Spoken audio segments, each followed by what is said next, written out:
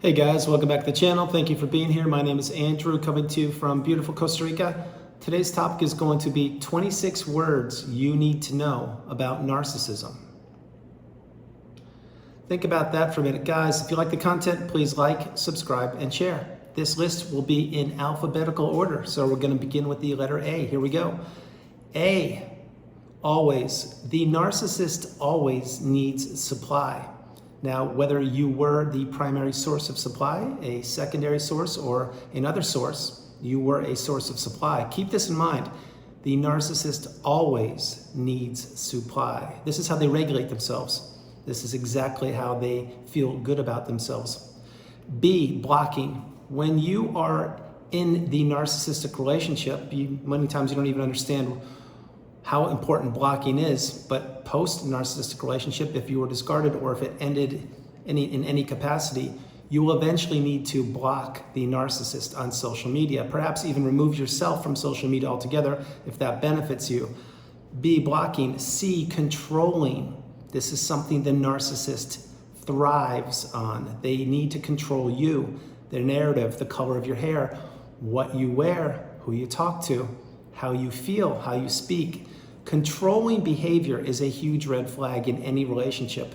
It is one of the most important things in a narcissistic relationship. Controlling. D, discard and devaluation. So let's flip that around. Once you are beginning to become devalued, soon thereafter you would get discarded.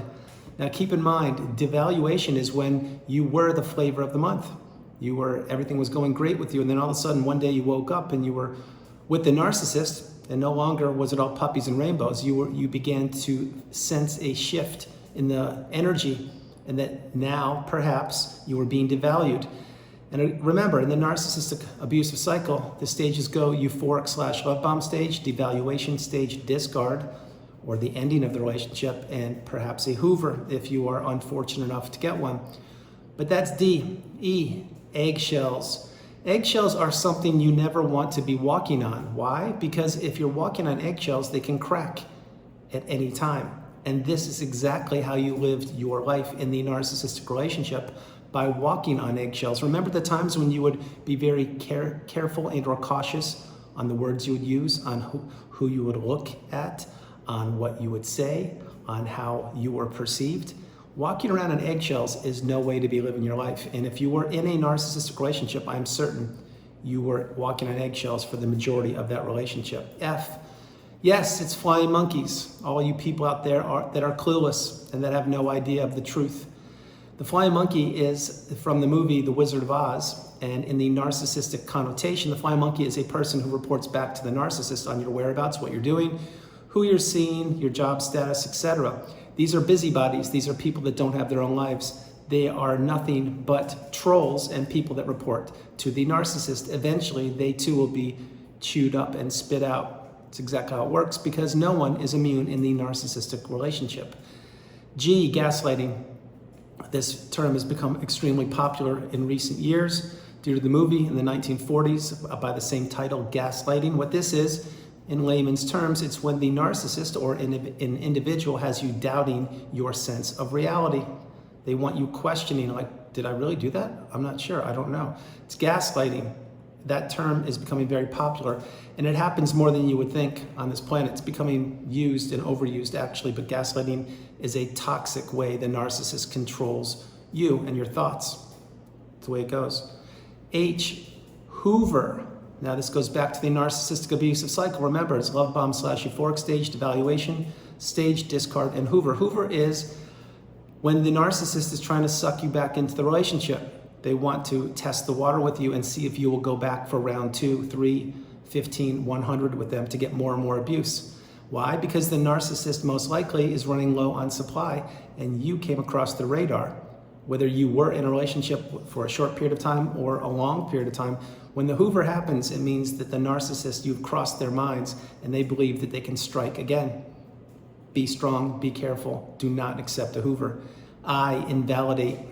The narcissist loves to invalidate everything about you, your beliefs, your core values, who you speak with, your job, everything. Invalidation is a massive tool that is weaponized by the narcissist to have you doubting yourself again. It is not nice when you're invalidated. It is even worse when you're invalidated year after year. J, journey. This healing path you are on, and again, thank you very much for being here on the channel with me. I appreciate it. This is a journey. It is a lifelong journey post-narcissistic relationship, because you're going to have to pick yourself up by the bootstraps, dust yourself off, and understand that you are the priority, that you come first, second, and third, and that no longer do other individuals come before you. A journey is just that. It's the way it's going to be the rest of your life, and you need to take it in stride and understand how valuable you are. K, kindness. Take time, take pause, and take stock of yourself and be kind to yourself, because you need to do it. If not now, when? There are many times along the healing path post-narcissistic relationship when you won't be kind to yourself. You will be like, wow, what did I do? I can't believe this happened. Well, should I have done better? You were manipulated. So you need to, every once in a while, you need to slow down, take stock of your relationship, and be kind to yourself. Why? Because many people won't be kind to you, and many people won't understand what you have experienced unless they experience the toxic narcissistic relationship themselves. Then they can relate to you because you speak the same language as they do. But most people aren't like that. So take time and be kind to yourself. L, the love bomb. We've talked about this extensively. This is when you first meet the narcissist, and oh my goodness, are you the flavor of the month? This is when they're going to smother you with adoration. They're going to feature fake. They're going to say how incredible you are, and everything is coming up roses. The relationship is moving way quicker than you're accustomed to, which is a huge red flag. And next thing you know, you are attached to the narcissist, and the narcissist is, that's right, they're not attached to you because they can't fall in love. So be wary of the love bomb. The love bomb is a huge red flag in any relationship. It doesn't have to be romantic. It can be any kind of relationship, because if the relationship is moving quicker than you're accustomed to, huge red flag, I suggest you pull out of it. M, mirroring. This is what the narcissist does with you. They mirror back your feelings, thoughts, emotions, your words many times. They mimic back to you things because the narcissist is not creative. They need other people's ideas to take from and to incorporate as their own, because they're not original. Remember, the narcissist is an empty shell. That's why they mirror back things to you. That's why you fell for them in the beginning when you were in the love bomb stage, because they were mirroring back what you were sending out to them. And no contact. Huge one. This is one of the pinnacle key things to do post-narcissistic relationship, is to implement no contact. And what that means in layman's terms is you want to literally have no contact with the narcissist. Now, many times it's not possible. Maybe you share kids, I understand it. Or maybe you live in the same condominium or whatever, I get it. But the point is, no contact means you are blocking them, if you can, removing all fly monkeys and people associated with the narcissist, and you're removing them from social media, or you are exiting social media yourself, whatever you want to do. But no contact means just those two words, no contact. I will not be communicating with you at all. And if you do find a way, I'm talking about the narcissist, that if they find a way to break a barrier down, then yes, you still do not reply. It's no contact. It's meant that for a reason. O, opportunity. That's what the narcissist saw in you. Nothing but a huge opportunity, someone to take advantage of, someone to extract their resources from. Then the opportunities are all around the narcissist. Why? Because the narcissist flat out doesn't care about human beings. They just care about taking things from them. And whereas you were an opportunity at one point, my hope is now you have boundaries. You've learned the magic word no, and you're not a people pleaser, and you are not a yes person, and you will no longer be an opportunity for anybody but yourself. P, projection. What is projection? It's exactly when the narcissist will say something to you like, I didn't cheat on you. What are you talking about? Or no, I would never cheat on you. And they're telling you flat out, yeah, they're cheating on you. Things like that. Projection is not good. If you really think about the narcissist and the words they use, they reveal themselves so frequently. They're so childish, but projection's a huge one. Really understand that word. P, Q, don't quit. Now, many times people will quit things in life. Example, maybe you quit a team you were part of, or maybe you quit a job or quit something. I'm really understanding, you really need to understand this. Post-narcissistic relationship, you can't quit. You need to move forward. You need to heal. You need to become stronger. You need to understand all the definitions I'm explaining to you, all the words, and you need to actually understand that you need to move forward. You can't quit. We are not quitters on the channel.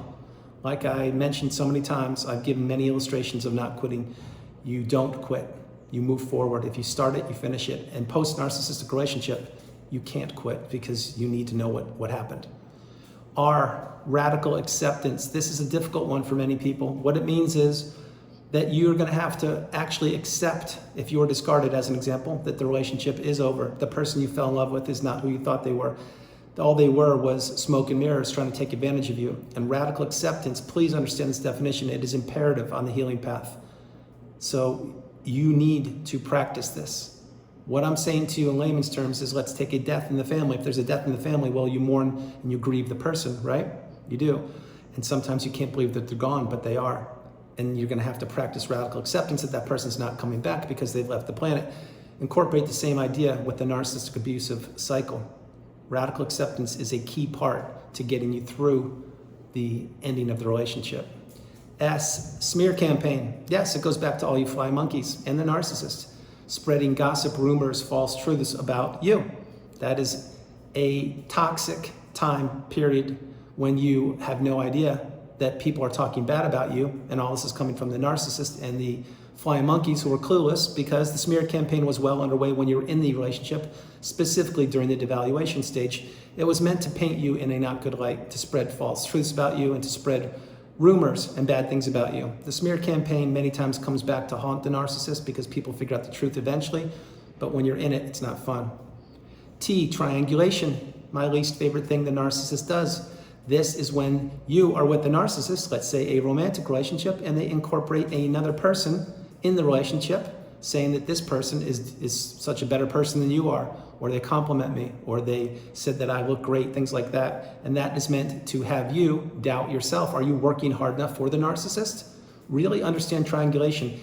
The narcissist has this down to a T, no pun intended. They know exactly how to triangulate people, and these are disgusting behaviors by the narcissist. You understand that you were manipulated, you were taken advantage of, you had no idea what you were up against because you weren't taught narcissism in school. My hope is you're getting the education on channels like mine and many others. And again, thank you very much for being here. And you're understanding that you have a healing path in front of you and that you need to understand to grow and to move forward. V, victorious. Yes, you are. You are victorious if you are out of the narcissistic relationship. Now, it may not seem like you are right now because you're probably putting yourself back together, but for those of you who have actually healed, I can assure you you're victorious because you've removed yourself from the relationship and you are now living your best life. W, why me? Truth of the matter is you had to go through the relationship.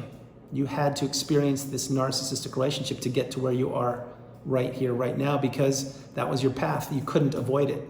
If you were meant to avoid it, then you would have avoided it. It was your destiny. You had to do it. I'm not trying to trigger you or upset you, but people ask many times, why me?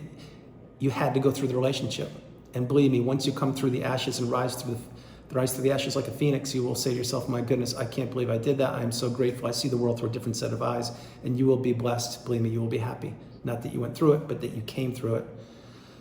Now, the next one is going to be WX. Let's use X as extra special. Yes, you are extra special because you've made it this far in the video. You're beautiful, you're abundant, you are blessed. Continue to move forward each and every day. Y, yearning. You have a yearning for the information. You are craving the information. This is good. This is the knowledge. This is what will insulate you and protect you from future narcissistic relationships. And Z, zealous. Yes, you are zealous because, again, you made it this far in the video. Continue to stay focused on yourself. Continue to understand that there is so much to learn about narcissism, but the more you learn and the more you share, the stronger you get and the better off you will be. So guys, that's the video, 26 words, A to Z. I hope you liked it. I loved doing it. From beautiful Costa Rica, this is Andrew. Namaste. Have a great afternoon. Stay true, stay blessed. Continue to become awakened and aware and understand that you are the priority and that there are so many more words than just these 26. And I didn't, I used some of them, you get my point, like X. But the point is, there are so many more. And the more education we get out there and the more we share it with people and get the wisdom out there, the better off we can help each other out. No matter where you are not alone. God bless you. I love you. Remember, you are not alone. I will talk to you in the morning. Have a great night. And my hope is you like the video. Thank you very much. Good night. Bye.